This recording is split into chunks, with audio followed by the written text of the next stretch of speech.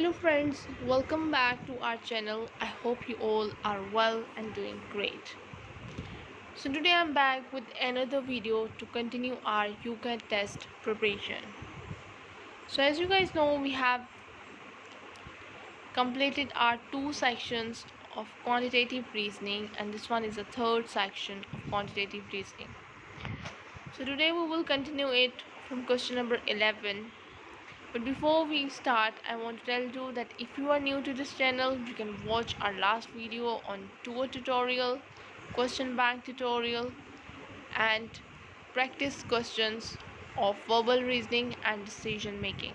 Then you can continue it from the quantitative reasoning.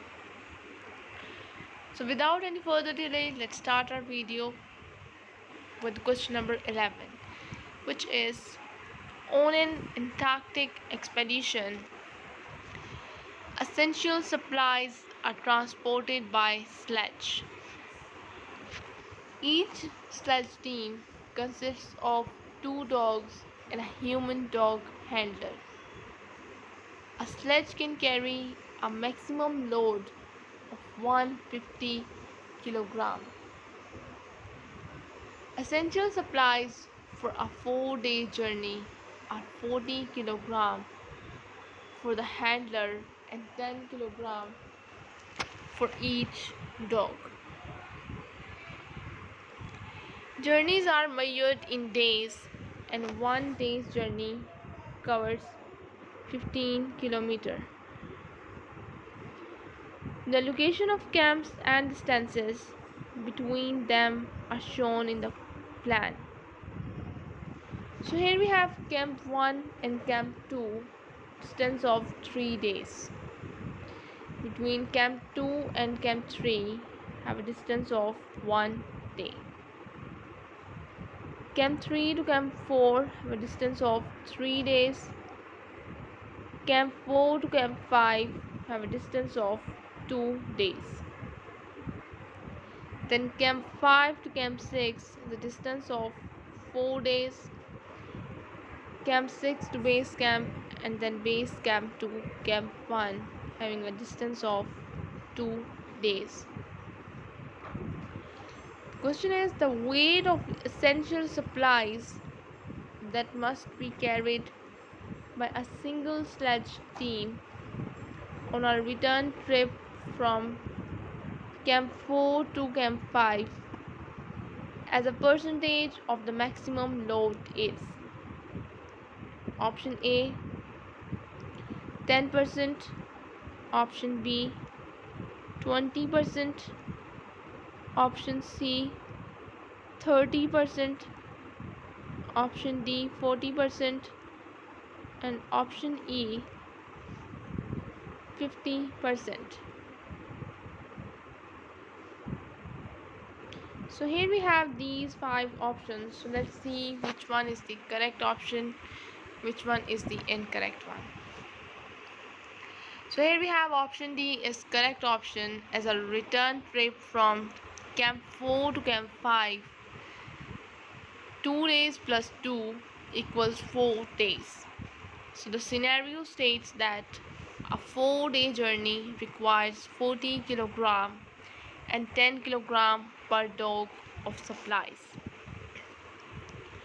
So 40 kg plus into 12 kg multiplied by 2 equals 60 kg in total.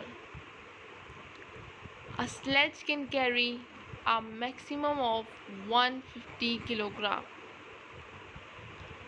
That is 60 kg divided by 150 kg multiplied by 100 equals 40%. So that's how we can say the correct option is option D, which is 40%. So 40% is the weight of essential supplies that must be carried by a single sledge team on a return trip. Next question, again we have a same statement, same passage given, we have a same distance path as you can see here, The question is that a single sledge team sets out on a one-way journey from base camp in a clockwise direction, following the route shown on the plan. The sledge is packed with 150 kg of essential supplies. The last camp it can reach before the supplies are used up is option A, camp 1, option B, camp 2, option C, camp 3, option D, camp 4, option E, camp 5. So here we have option D as the correct response. That we know from the scenario that 40 kg of supplies for the handler and 10 kg of supplies per dog are needed for 4 days.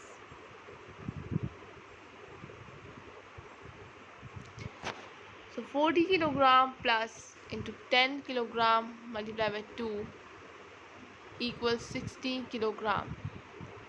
So supplies needed per day, that is 16 kg divided 4 days equals 15 kg.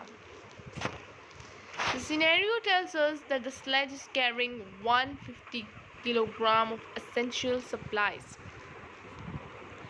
Number of days the essential supplies will last, 150 kg divided 15 kg equals 10 days. According to the plan, the sledge can reach camp 1 in 2 days, camp 2 in 5 days, camp 3 in 6 days, camp 4 in 9 days, camp 5 in 11 days. The sledge therefore has enough supplies to reach camp 4. It cannot go further as it does not have enough supplies to make the full journey to camp 5. So that's how we can say the correct option we have is option D, camp 4. Camp 4 is the last camp that it can reach before the supplies are used up. Next question we have that here is some information about cost of purchasing land. Prime farmland is 7,500 pounds per acre. Building land is 1.1 million pounds per hectare. The table shows the costs in thousands of pounds per hectare of cleaning sites. These are paid in addition to the cost of purchasing the land.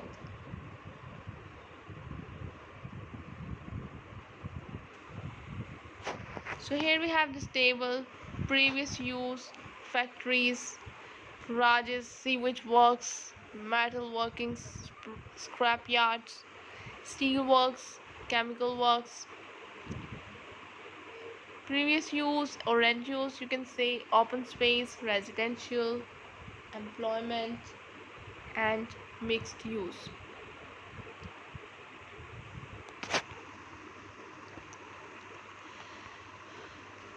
Okay, then 1 hectare equals 10,000 meters square equals 2.47 acres. How many whole hectares of prime farmland could be bought for the total cost of buying a 1 hectare derelict factory site and cleaning it for residential use? Option A 39, option B 65, option C 162, option D 362, option E 401. So correct response is option B. 100,000 plus 120,000 divided by 7,500 equals 162.6. 162.6 divided by 2.47 equals 65.83.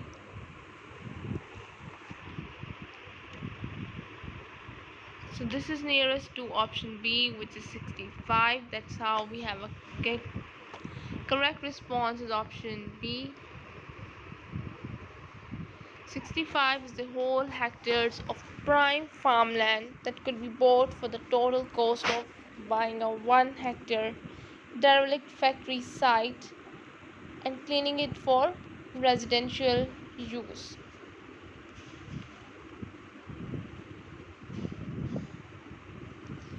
Next we have the same statements with the same information given in the table.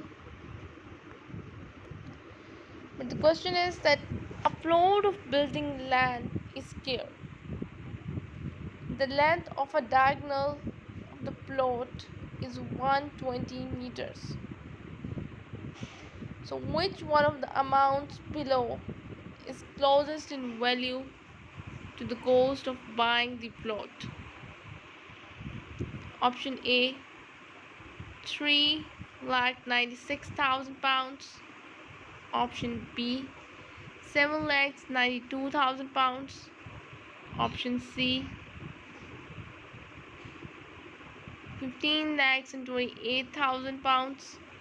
Option D,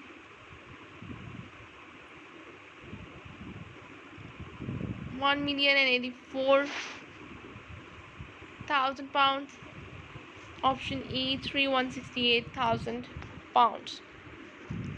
So the correct response is option B, as the length of the diagonal of the plot is 120 meters.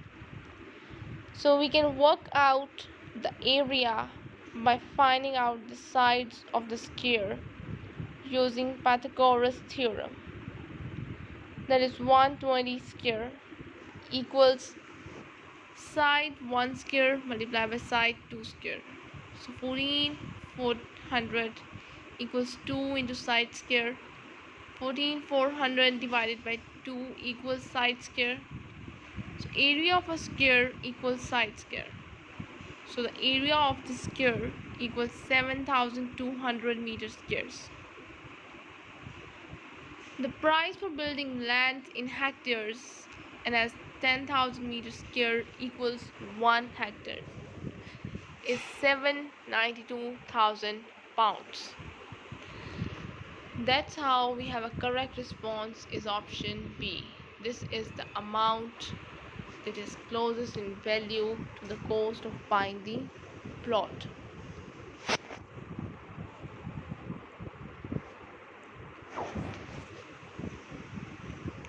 Next question we have is the question number 15 with the same information. As you can see here,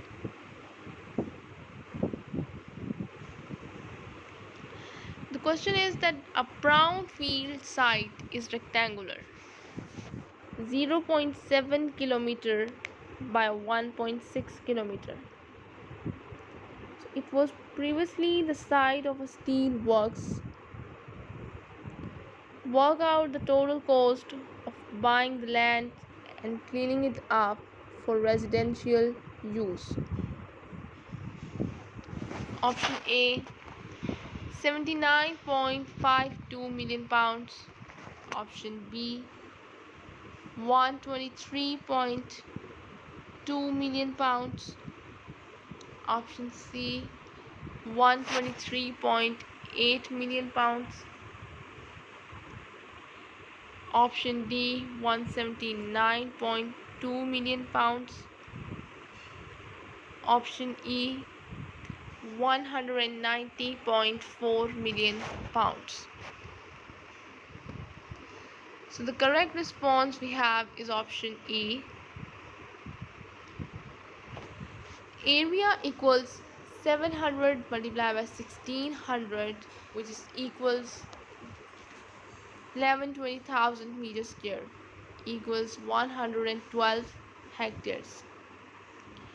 112 multiplied by 1.1 million plus 0.6 million equals 190.4 million pounds. So that's how we have a correct option is option E, that 190.4 million pounds is the correct option. Next we have question number 16 with the same information as you can see here, like this. And the question is that building developers buy an old sewage works site with an area of 4 acres. They intend to clean the site for residential use. They know they can use an area of 1 by 10th of an acre for a house. They intend to clean the site for residential use. They know they can use an area of 1 by 10th of an acre for a house. Work out the total cost to the nearest pound of buying and cleaning the land per house. So here we have some options. Option A is 44,534 pounds. Option B 54,656 pounds.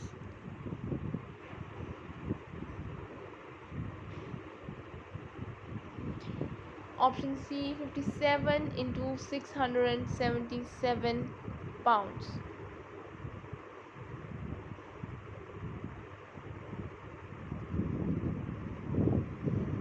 Option D 142,500 pounds. Option E 230,769 pounds.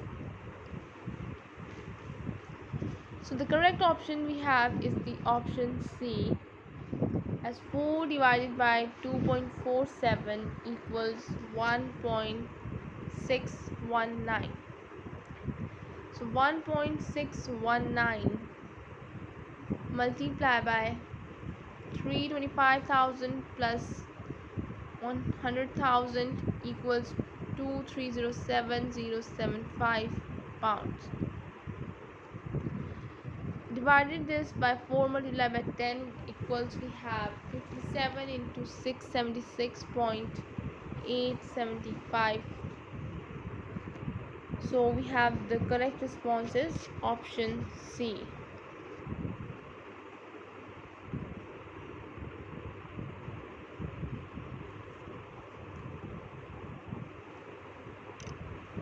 Next question is, the graph shows the profit margin percentages of company A and company B from 2017 to 22. So here we have a profit margin percentages of company A and company B. Profit margin percentage company A and company B. Profit equals revenues minus expenses. Profit margin percentage equals profit divided revenues multiplied by 100. In 2021, company B's revenues were 56,000 pounds. In 2022, company B's revenues were the same as its expenses in 2021. What expenses did company B incur in 2022?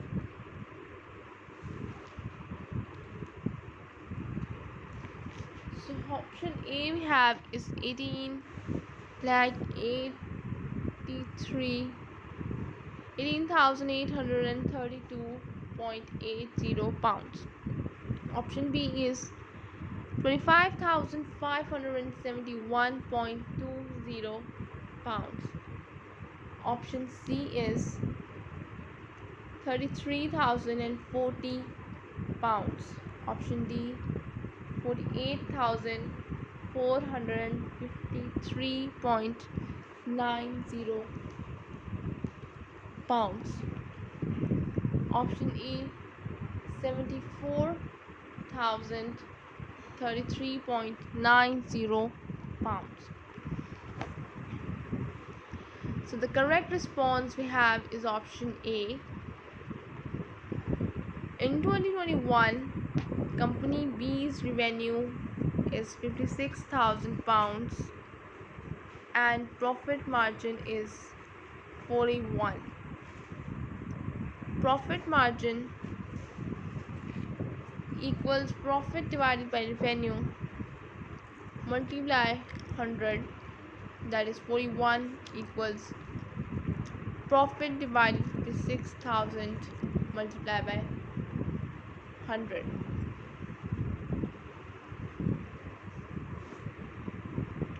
Therefore profit is 22,960 pounds.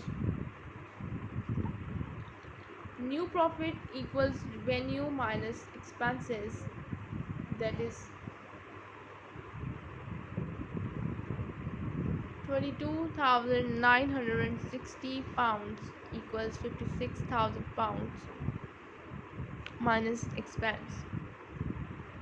Therefore expense is 33,040 pounds.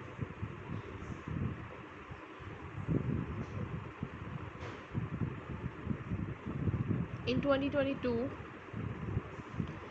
company B's revenue is the same as its expense in 2021. Therefore revenue in 2022 is 33,040 and profit margin is 43. So profit margin equals profit divided by revenue multiplied by 100, that is 43 equals profit divided by 3340 multiplied by 100. Therefore profit equals 14,207.20 pounds. New profit equals revenue minus expense, that is 14,207.20 equals 33,040 pounds minus expense. The expense of company B in 2022 is 18,832.80 pounds. That's how we have a correct response, or you can say correct option is option A. 18,832.80 pounds are the expenses company B incurred in 2022.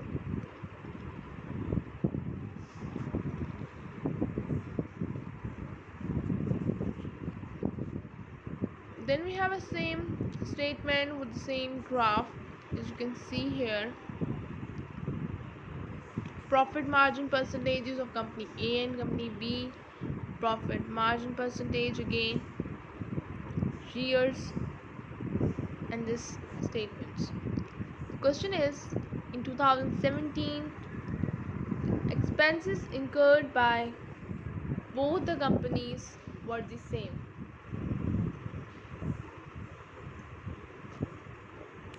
By what percentage were the revenues earned by company B greater than the revenues earned by company A during that year?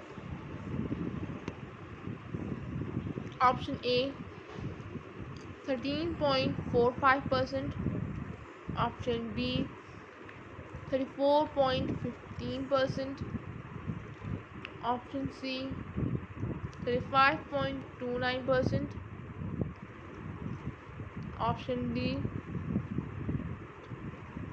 51.85%, option E 54.55%. So here we have a correct response is option E. If the revenue of company A equals RA and expenses equals EA, then RA minus EA divided by RA equals 0.15, or EA divided by RA equals 0.85. So if the revenue of company B is RB and expenses equals EB, then RB minus EB divided by RB equals 0.45, or EB divided by RB equals 0.55. If the expenses of both the companies are the same in the year 2017, EA equals EB, and if EA is equals EB, then 0.85 RA equals 0.55 RB, or RB divided by RA equals 0.85 divided by 0.55.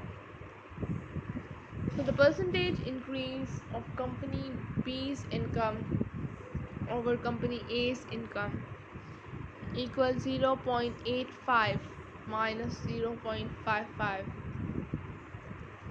divided by 0.55 multiplied by 100, which is 54.55%. So that's how we have a correct response is option E, 54.55%.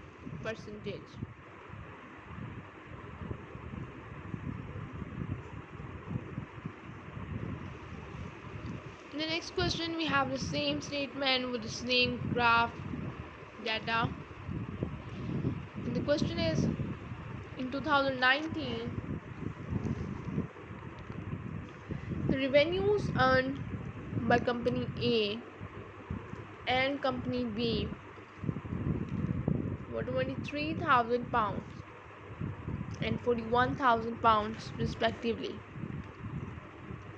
By what percentage was the profit made by company B greater than that made by company A in that year? Option A 51.09%, option B 155.80%, option C 249.90%, option D 349.90%, option E 449.90%. So here we have these 5 options. So let's see which one is the correct option. So correct response is option D. If the revenue of company A equals RA and expenses equals EA, then RA minus EA divided by RA equals 0.21, or EA divided by RA equals 0.79. So EA equals 23,000 multiplied by 0.79 equals 18,170 pounds. Profit of company A in the year 2019 equals 23,000 minus 18,170 4170 pounds equals 4830 pounds.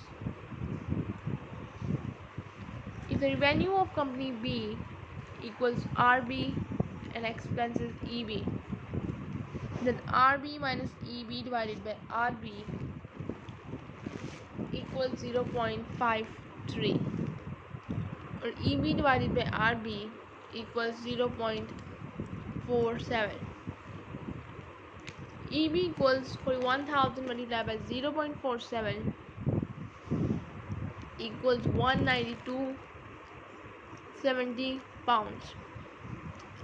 Profit of company B in the year 2019, 41,000 minus 192.70 pounds equals 21,730 pounds. Profit increase percentage equals 21,730 minus 4830 divided by 4830 multiplied by 100 equals 349.90%. So that's how we have a correct response is option D, which is 349.90% was the profit made by company B greater than that made by company A in that year.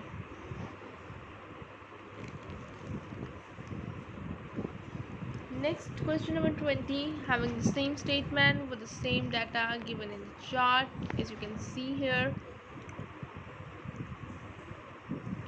The question is that for company B, what was the difference between the percentage increase in the profit margin percentage from 2020 to 2021 and the percentage increase in the profit margin percentage from 2021 2022. Option A 3.45, option B 4.88, option C 8.33, option D 10.78, option E 12.26. So the correct response is option E, that percentage change in company B's profit percentage from 2020 to 2021 equals 41 minus 35 by 35 multiplied by 100 equals 17.14%. Percentage change in company B's profit percentage from 2021 to 2022 equals 43 minus 41 divided by 41 multiplied by 100 equals 4.88%. Difference is 17.14 minus 4.88 equals 12.26. So that's how we have a correct option is option E, that is 12.26. This is the difference between the percentage increase in the profit margin percentage from 2020 to 2021. Next question, question number 21, which says an online selling portal compiled the star ratings for 2 brands of a product. The customers could rate the products on a scale of 0 to 5. The table shows the compiled data. Here we have brand rating and number of customers. Brand A, brand B. And the question is that what is the ratio of the number of customers who rated brand A product to the number who rated brand B product? Option A 4:9, option B 5:8, option C 5:7, option D 6:7, option E 7:8. So correct response is C. As the total number of customers who bought brand A product equals 4 plus 5 plus 8 plus 12 plus 8 plus 3 equals 40. Total number of customers who bought brand B product equals 6 plus 8 plus 15 plus 11 plus 12 plus 4 equals 56. So required ratio equals 40 ratio 56, which is 5:7. So here we have the correct response is option C, that is 5:7 is the ratio of the number of customers who rated brand A product to the number who rated brand B product.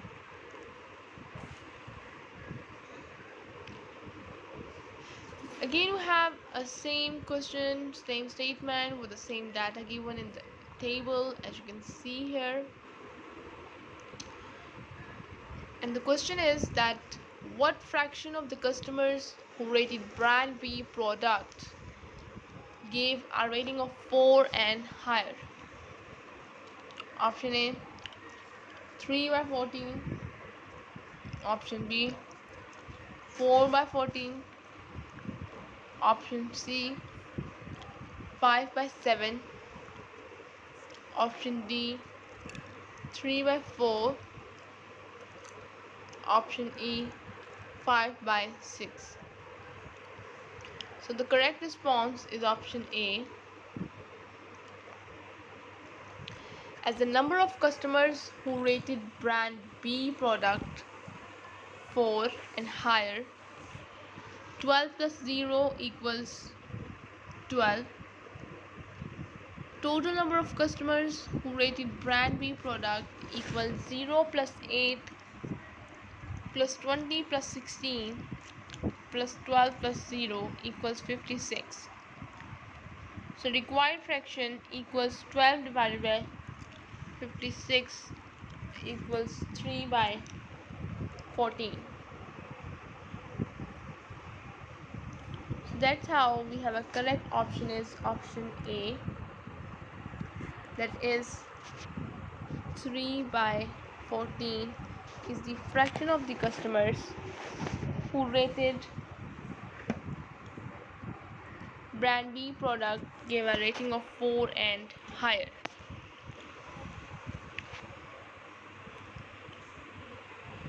Next again we have a same statement with the same chart table given. So what is the average rating of brand A product?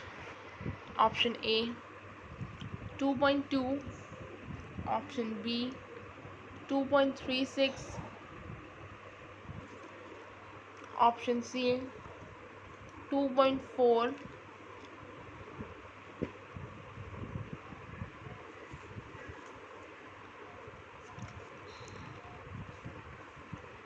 option D 2.52, option E 2.6. So here we have a correct response is E. As the total number of customers who bought brand A product equals 4 plus 5 plus 8 plus 12 plus 8 plus 3 equals 40. So average rating of brand A product equals sum of product of each rating and corresponding number of customers for each rating, that is approximately numbers of customers, equals to all this multiplication as you can see here. So the right option we have is option E, that is 2.6.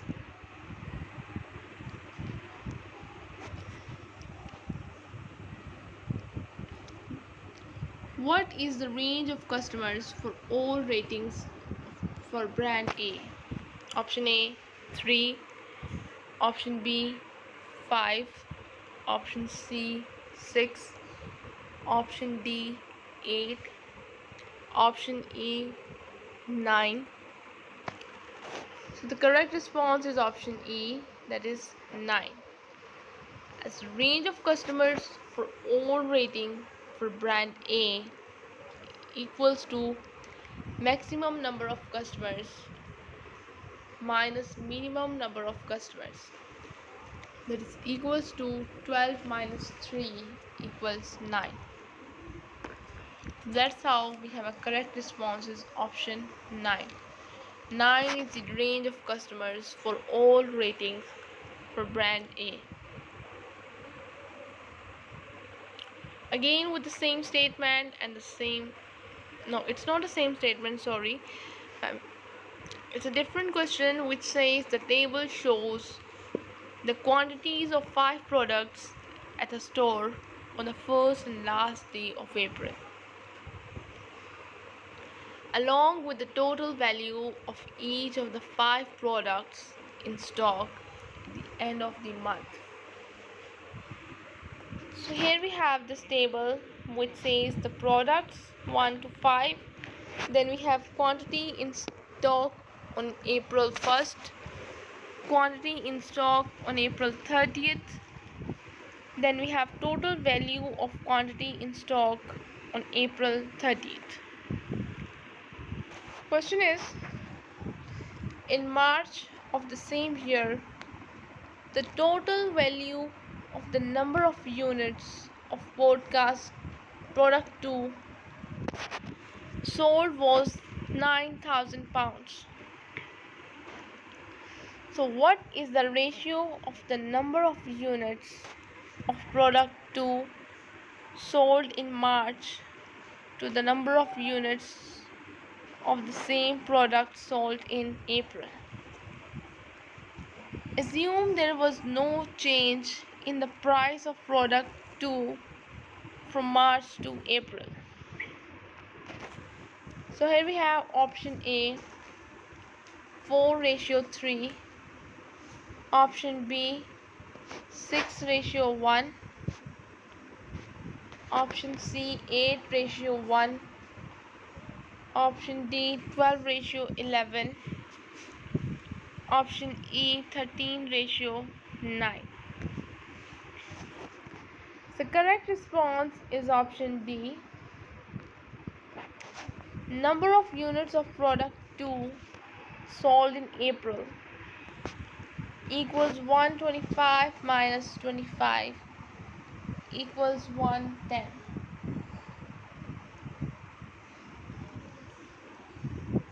Price of 1 unit of product 2 equals 1125 divided by 15 equals 75 pounds. Number of units of product 2 sold in March equals 9,000 pounds divided by 75 pounds, which is equals to 120. So ratio we have is 120 ratio 110 equals to 12 ratio 11. So the option D is the correct option. Next we have a same statement with the same information given in this table. The question is, which of the 5 products was sold the most in April? Option A product 1, option B product 2, option C product 3, option 4 D, product 4, and option E, product 5. Correct response, we have option B. Number of products sold equals quantity in stock on April 1st minus quantity in stock on April 30th.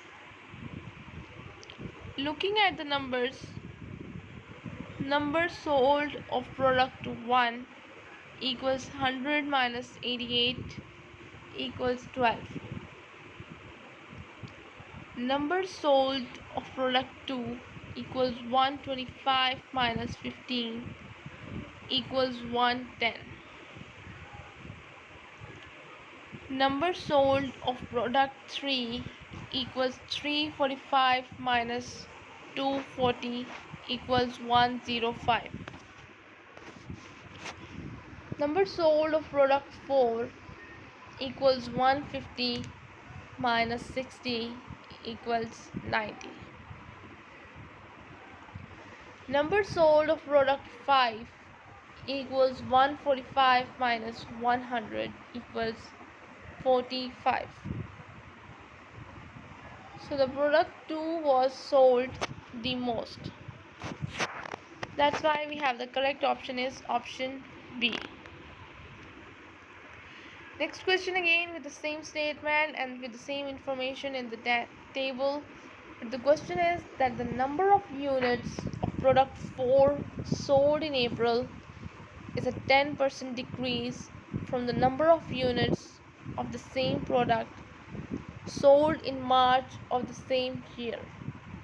So how many units of product 4 were sold in March? Option A 50, option B 67, option C 100, option D 110, option E 140. Correct response we have is option C. The number of units sold in April equals 150 minus 60 equals 90. Let Q be the number of units sold in March. Q minus 01, Q equals 90. So that's how we have a correct option is option C, that is 100.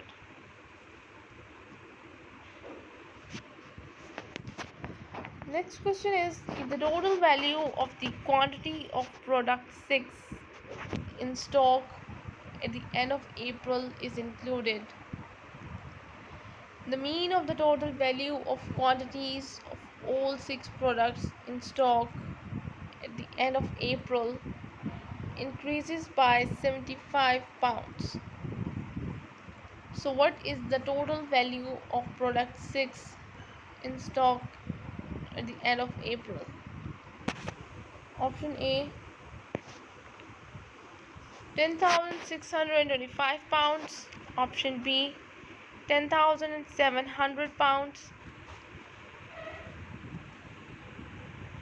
option C 10,950 pounds, option D 11,010 pounds, option E 11,075 pounds.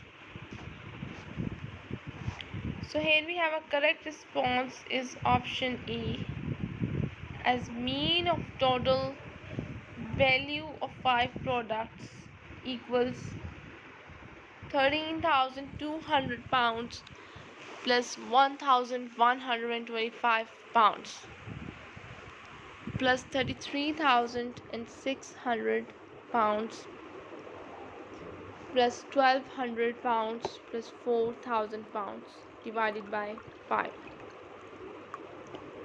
equals 53,125 divided by 5 equals 10,625 pounds.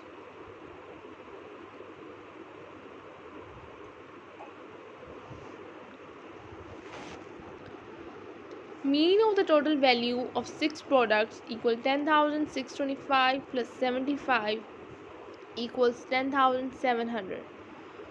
So total value of all 6 products equals to 64,200 pounds. Total value of product 6 in stock is equals to 11,075. That's why option E is the correct option. Next is a courier company's tariff inclusive of VAT and compensation is shown in the table. So here we have courier tariff, compensation limit, then have a parcel weight like this. TR is tariff refund, MCL maximum compensation limit, AP is actual price, RC is repairing charges.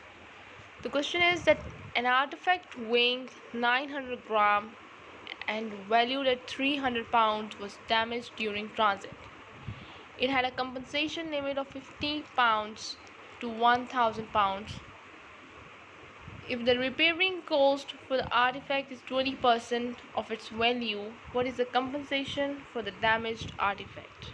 Option A 79.83 pounds, option B 81.40 pounds, option C 84.71 pounds, option D 92.40 pounds, option E 96.67 pounds. So correct option we have option A. For a parcel weighing 900 gram and a compensation limit of 50 pounds to 1000, the tariff is 19.83 pounds. So the cost of the artifact is 300 pounds. Amount spent on repairing the damage equals 20 multiplied by 300 divided by 100 equals 60 pounds. Compensation amount equals tariff refund plus repairing cost equals 19.83 plus 60 pounds equals 79.83 pounds, which is option A. Next, the information given in the same table. The question is, Davis couriered an article weighing 120 gram with a compensation limit of 1000 pounds to 2500 pounds. If the article was lost during transit and the company paid 1121.38 pounds as compensation, what was the actual price of the article? Option A 1055 pounds, option B 1070 pounds, option C 1100 pounds, option D 1150 pounds, option B 1175 pounds. So correct response is option C.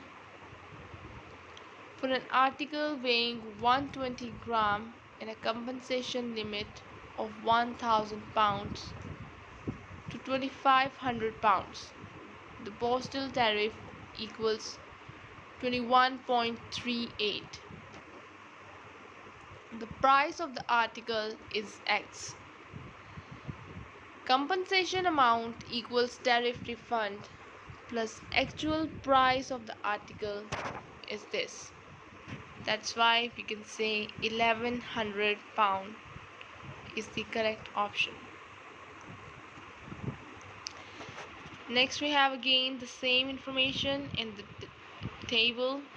The question is, 2 parcels weighing 600 grams each were lost during transit. Each parcel was priced at 1500 pounds. The compensation limit was 50 pounds to 1000 pounds for one parcel and 1000 to 2500 pounds for the other. What was the difference between the compensations that the courier company paid for the lost parcels? Option A 402.83 pounds, option B 503.24 pounds, option C 521.67 pounds, option D 539.58 pounds, option E 618.67 pounds. Correct response is B. For the parcel with compensation limit 50 pounds to 1000 pounds, compensation for lost article equals tariff refund plus 1000 pounds or 1500 pounds. The smaller value is considered. So 19.83 pounds plus 1000 pounds equals 1019.83 pounds. So the parcel with the compensation limit 1000 to 2500, tariff refund plus 2500 plus 1500, we have 1523.07 pounds. Difference 1523.07 minus 1019.83 pounds equals 503.24. This is option B.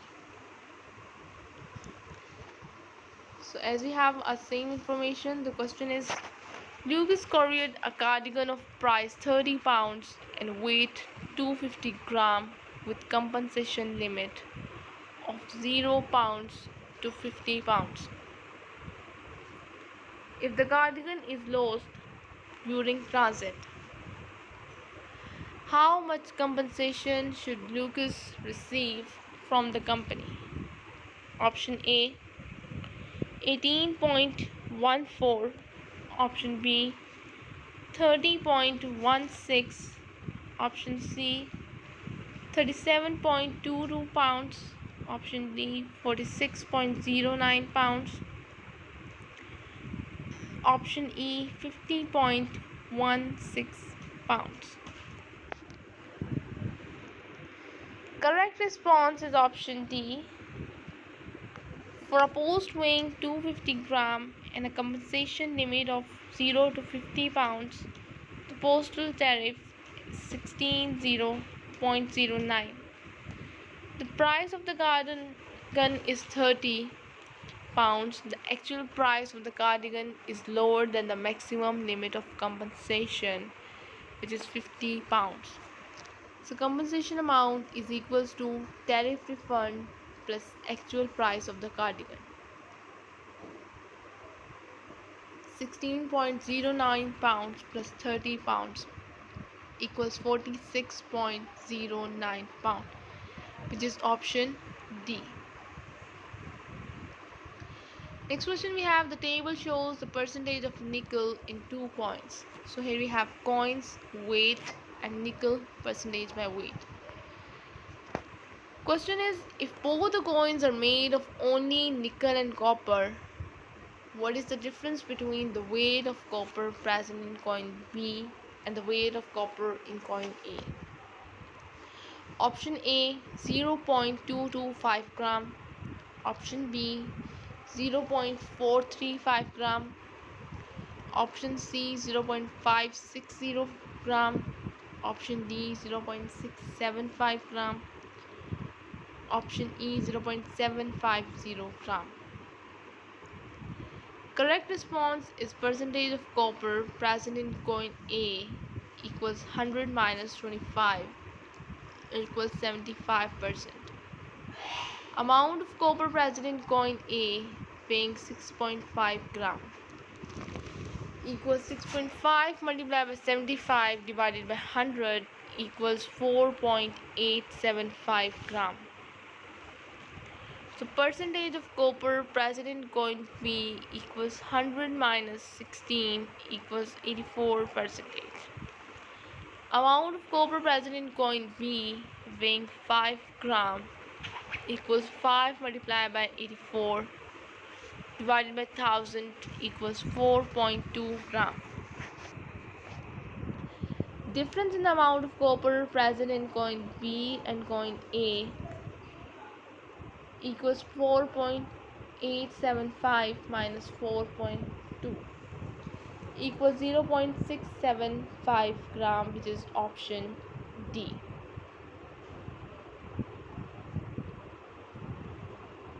So I think this is enough for today. We will continue our next questions in the next video. Only 2 questions remaining of this section, but we will complete it in the next video, and we will continue our section 4 in the next video also. So if you have any confusion, you can ask me in the comment section. I hope you guys understand each and every point. If you like that video, don't forget to press the like button, and if you wanted to buy any best-selling book and any other daily use product, you can buy it from our website, which link is given in the description box. So I'll be back with another video. Till then, just take care and goodbye.